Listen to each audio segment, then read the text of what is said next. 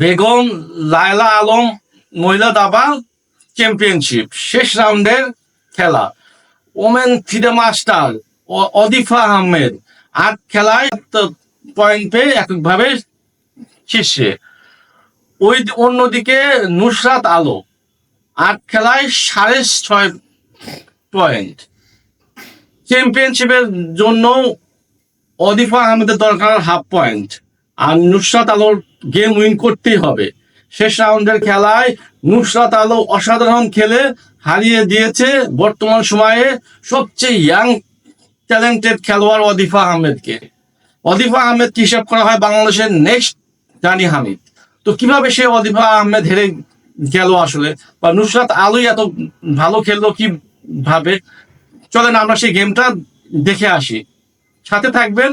আশা করছি গেমটা অনেক ভালো লাগবে আপনাদের। নুসরাত আলো হোয়াইট, ওমেন ফিদা মাস্টার অদিফা আহমেদ কালো।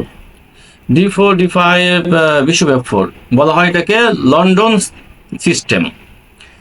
লন্ডন সিস্টেম সাধারণত আসলে ওইভাবে এক্সাক্ট কোনো থিওরি আসলে নাই, এখানে মেইনলি আইডিয়া বেস বা স্কিম ওয়াই ওপেনিং এটাকে হিসাব করা হয়, বাই মুভ আপনাকে ডিসিশন মেক করতে হবে। এই জন্য এক্সাক্ট যারা খুব বেশি থিওরিটিক্যাল এক্সপার্ট হয়ে থাকে তাদের জন্য এই লাইনটা একটু অ্যানোয়িং আসলে। তো অদিফা আহমেদ দিয়েছে প্রথম সেকেন্ড মুভ আসলে নাইট F6, যদিও এইটা মেইনলি একটা থিওরিটিক্যাল মুভ, অনেক এই মুভটা আসলে খেলেছে। Basically this is a dubious move. Why this is dubious? এইখানে সত্যি বলতে কি, যেহেতু হোয়াইট অনেক আগে বিশপটাকে ডেভেলপ করেছে, এখানে অনেকগুলা ভেরিয়েশনে কালোর আসলে আইডিয়া থাকে যে এই ধরনের প্ল্যানিং করা যায়। F6 and sometime here G5 or E5, very aggressive way to play. এটাকে অ্যাটাক করা, ডাইরেক্ট এই বিশপটাকে অ্যাটাক করা, অনেকগুলো ভেরিয়েশন আছে, ইন্টারেস্টিং অনেকগুলো ভেরিয়েশন আছে। আর অদিফা আহমেদ যেহেতু অ্যাগ্রেসিভ খেলোয়াড়, তার জন্য মেবি এই ধরনের সেট আপটা ভালো হতো। অবশ্যই এখানে খেয়াল করতে হবে যে আপনাদের যে বেস্ট মুভ এখানে অবশ্যই C5। ততক্ষণ মতো হোয়াইট নাইট F3 তে না আসছে, ততক্ষণ মতো নাইট F6 না খেলাই ভালো আসলে।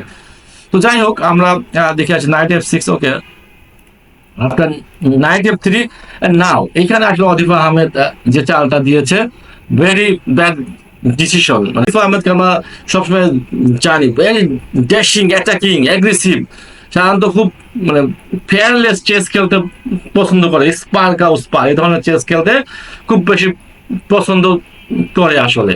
তো এখানে অবশ্যই খেলা উচিত ছিল C5, aggressive move, like E3, knight C6, C3 here. এখানে আসলে অনেকগুলো ট্রেন্ড এখনো আছে বর্তমানে, like bishop F5, bishop G5, or first takes and bishop F5, এই ধরনের পজিশন ইজি টু ইকুয়ালাইজ, এবং এগুলো কিন্তু খুব অ্যাগ্রেসিভ আসলে। লাইক কুইন B6 করতে পারি আমরা হিয়ার। এটা সাংঘাতিক ধরনের অ্যাটাকিং গেম হতে পারে। সামটাইম এখানে কালো এই ধরনের অ্যাটাকও করতে পারে যদি সম্ভব হয় আসলে। এটা মেবি অদিফা আহমেদের স্টাইলের সাথে খুব ভালো যায় আসলে। তো অদিফা দিয়েছে E6, passive move, mainly passive move. Mainly যারা লন্ডন সিস্টেম খেলে তারা কালোর পক্ষ থেকে এই ধরনের চাল আশা করে, যে অপোনেন্ট কিছু না করে এই ধরনের প্যাসিভ মুভ খেলতে থাকবে, আর হোয়াইট এনজয় করবে স্পেস যে আছে তার বেশি সেটা। অথবা যদি হোয়াইট খুব বড় ধরনের মিস্টেক না করে, এই গেমটা হয়তো হারানোর টাফ। আর কালোর সমস্যা হয় যে খুব বেশি প্যাসিভ ডিফেন্স করতে করতে একসময় তো মিস্টেক হয়েই যায় আসলে। তো আপনার E3 C5, C3 নাইট, এগুলো ওয়েল নন থিওরি।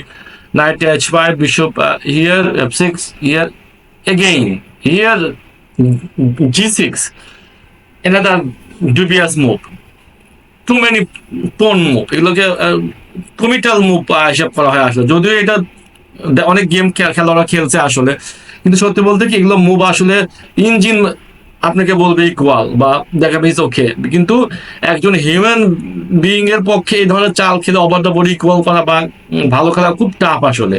ওইগুলো চাল মেনটেন করা খুব টাফ। এখানে ইজি টু প্লে এটা CT, knight takes, queen B6. Look at this, excellent position to এখানে কালোর খুব অসাধারণ খেলা আছে আসলে, যা চাইলে কালো এই সাইডেও ক্যাসিং করতে পারে, এই সাইডেও ক্যাসিং করতে পারে। And আমাদের কিন্তু ডাবল বিশপ আছে এবার অদিফা আহমেদের। সো এটাকে সে এখানে আসতে পারতে পারে, বিশপ D7 করে ক্যাসিং কুইন্সে যেটা বললাম যে করতে পারে।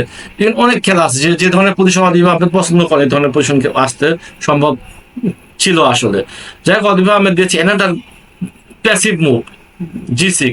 নাও আলো পেলে bishop E2, bishop E7। Why এখানে বিশপ E7টার পরে হয়েছে কি, সে আর খেয়ে দিয়েছে সে আপনার টেক্স নাইট B3। তো why bishop E7 first, why not takes? আপনার এখানে অবশ্যই বিশপ E7 আগে এটা খেয়ে নেওয়া উচিত ছিল। তো টেক্স করে দেন বিশপ E7 বা বিশপ D6 বা bishop E7 equal position. Still হোয়াইটের মেবি একটু ইনিশিয়েটিভ আছে আসলে, কিন্তু ইজ স্টিল ইকুয়াল।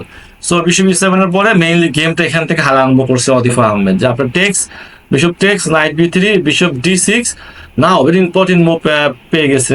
তবে এখানে আলো যা করতে পারতো যে takes castling king side, excellent position, কোন স্ট্রাকচার কালোর, ওয়াল আর bad, look at this. And bishop rook একটা পিসও কিন্তু কানেক্টেড না আসলে। সো এটা হয়তো জন্য খুব এনজয়েবল পজিশন এগুলো আসলে। সো আপনার দিয়েছে আলো নাইট FD4, আপনার text night text D4 again. এখানে খেয়ে দিয়েছে আলো ED4। Okay, but aggressive move অবশ্যই কুইন টেক্স D4। এখানে আমাদের আইডিয়া কি করবো, আমরা ক্যাসলিং কুইন সেট করবো, কারণ যেহেতু কালোর কিন্তু আইডিয়া সে কিং সেট ক্যাসলিং করবে, তাই না? তখন আমরা কি করবো, আপনার castling rook any place like here and followed by this rook and huge attack। এগুলো অ্যাটাক করলে এটা খুব ভেরি ডিফিকাল্ট টু এখান থেকে সার্ভাইভ করাটা খুব টাফ আসলে। যদি ক্যাসলিং করে তো okay here no problem, because now queen S6 is coming, castling queen side D5, তাতে অ্যাটাক ফাইল হিউজ প্রেশার আসলে।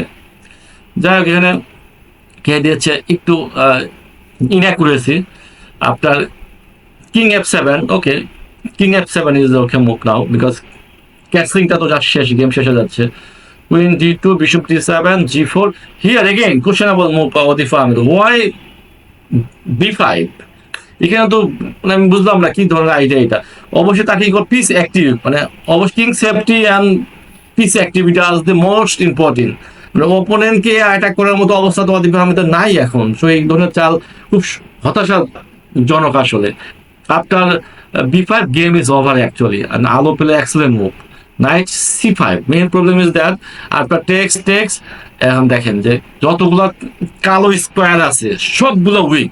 A5 দিয়েছে অদিফা, ভেরি গুড মুভ B4। এখন কিন্তু already a fantastic connected pass পোন, প্রোটেক্টেড পাস পোন, connected pass পোন। So এই যে কিং পজিশন খারাপ, ভেরি ব্যাড পজিশন। আপনার রুক A4 another big mistake because of bishop D1 excellent move। বিশপটা এখানে অবশ্যই ভেরি স্ট্রং হিয়ার, সে এমনিতে হয়তো আসতো এখান থেকে ডায়াগোনালে কিংকে অ্যাটাক করতো। তো অদিফা একটা চাল আগে দিয়েছে আসলে। আপনার বিশপ B6, দেন কালোর কোনো চাল আসলে নাই। এটা simply queen side casing is simply শেষ আসলে। রুক S6 যেটা বললাম যে কুইন সাইড চেকমেট। এখানে আলো দিয়েছে রুক D1, আপনার queen C7 castling just, and গেমটা খুব তাড়াতাড়ি অদিফা হেরে গেছে আসলে। Queen E7, then rook F1, F5, queen B2, here bishop takes ডিফা, এক্সেলেন্ট কম্বিনেশন। সত্যি বলতে কি, যখন আসলে খারাপ পজিশন কেউ করতে থাকে, মানে হোল্ড করতে থাকে, তার জন্য দেখা যায় যে ভালো চাল খুঁজে বের করা খুব কঠিন হয়ে যায়, ইজি মিস্টেক হয়ে যায় আসলে। অদিফা তাই হয়েছে। Takes, bishop takes, rook takes, এয়ার and queen. Now is simple threat to here, win the queen. So তাকে আসতে হচ্ছে এখানে, দেন রুক হিয়ার। সো এখন আবার এটাকে এনি টাইম সে খেয়ে দিতে পারে, টেক্স চেঞ্জ করে কুইন এক্সচেঞ্জ করে এখানে চেক আছে। সো রুক E8 তাকে গার্ড দিতে হচ্ছে, অ্যান্ড F4 তার ভেরি কুল মুভ আসলে। ডোন্ট হারি, সময় তো আছেই। আপনার H4, দেন C6, আমাদের একটা যে পাস্ট পোন আছে সেটাকে পুশ করি। রুক C7, কুইন E5, আপনার rook A7 and just loss. Rook is coming here, so unstoppable এটা। সো